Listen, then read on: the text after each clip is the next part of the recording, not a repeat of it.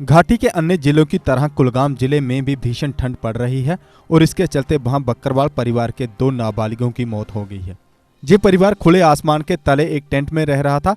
कुछ दिन पहले ठंड से एक बच्चे की मौत हो गई और इसके बाद रविवार को दूसरे बच्चे की भी ठंड से मौत हो गई। स्थानीय लोगों का कहना है कि हमने पहले ही जिला प्रशासन से इस परिवार की मदद करने को कहा था, लेकिन उस पर कोई अमल नहीं किया गया। अब जब 2 बच्चों की मौत हो गई है तो प्रशासन ने कुछ राशन और गर्म कंबल पीड़ित परिवार को दिए हैं। लोगों ने प्रशासन से अपील की है कि बकरवाल परिवारों की मदद की जाए और उन्हें रहने का कोई ठिकाना दिया जाए ताकि वे अपने बच्चों और माल मवेशियों को वहां रख सकें।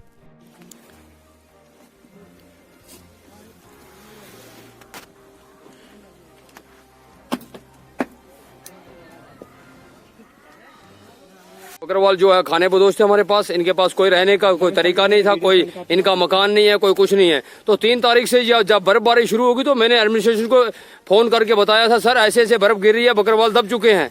तो उन्होंने बोला कि बर्फ बहुत है तो हम आ नहीं सकते।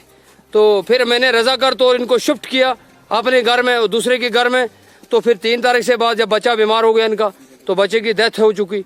तो एक बच्चा मर चुका जिस वक्त। तो कल दूसरी फिर टीम पहुंच गई, तहसीलदार भी पहुंचा, फिर कल सब लोग पहुंचे। फिर इन्होंने एक कंबल भी दे दिया इनको, फिर को राशन वगैरह भी दे दिया इनको। मगर मरने से बाद जब डेथ हो गई तब से बाद फिर कल वो लड़की थी जो इनकी, उसकी भी डेथ हो गई आज रात के 1 बजे। तो फिर आज लोग सब आ गए। हमने ये बोला एक्चुअली नहीं इनको एम्बुलेंस मिली, तो नहीं इनका कुछ राहत हुआ, नहीं इनको कुछ नहीं। हमने सरकार से अपील की, खासकर गवर्नर साहब से और डीसी साहब से हमारी रिक्वेस्ट है कि जहाँ भी बकरवाल खाने बदोश होगा इनको थोड़ा देखभाल कीजिए और इनकी राशन वगैरह जो इनको देख लीजिए, इनका टेंट वगैरह, इनको राशन नहीं, इनको हट नहीं। अगर कहीं सरकारी लैंड होगा उनमें हट बना दो इनको, जाके ये अपना रोजगार जो आप रह सकेंगे अपने माल मवेशी को लेकर या अपने अयाल को लेकर। ऐसे लोग ऐसे, काश अगर ये बच्चा अगर अमीर का होता तो उसमें बहुत बड़ी जज्बा होता और बहुत बड़े तरीके होते। ये गरीब का था बच्चा, इस पर आवाज किसी गवर्नमेंट ने नहीं सुनी। 3 तारीख से में उन्होंने बोला था कि स्कूल में आज बोला था उन्होंने कि स्कूल में इनको शिफ्ट करो। मैंने बोला कि इनका हमने तरीका बना दिया, इनको वो बेड़े शेड़े थी थोड़ी बहुत, स्कूल में ये कैसे रह सकेंगे ये लोग, इनका माल मवेशी कैसे करेंगे। मैंने इनका एडमिशन को ये बोला कि आप मकान ले लो, कोई किराया पर ले लो, किराया पर लेके इनको माल को भी बचाओ और इन लोगों को भी बचाओ। तो अगर स्कूल में इनको भरेंगे तो माल को किसके कंधे पर भरेंगे।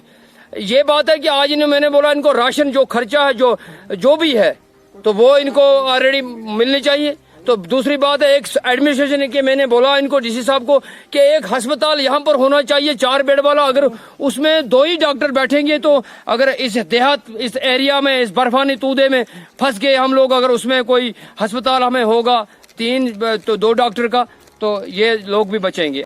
देश के निर्माण और उन्नति में सहयोग, आपके हर कदम में आपका हमसफर।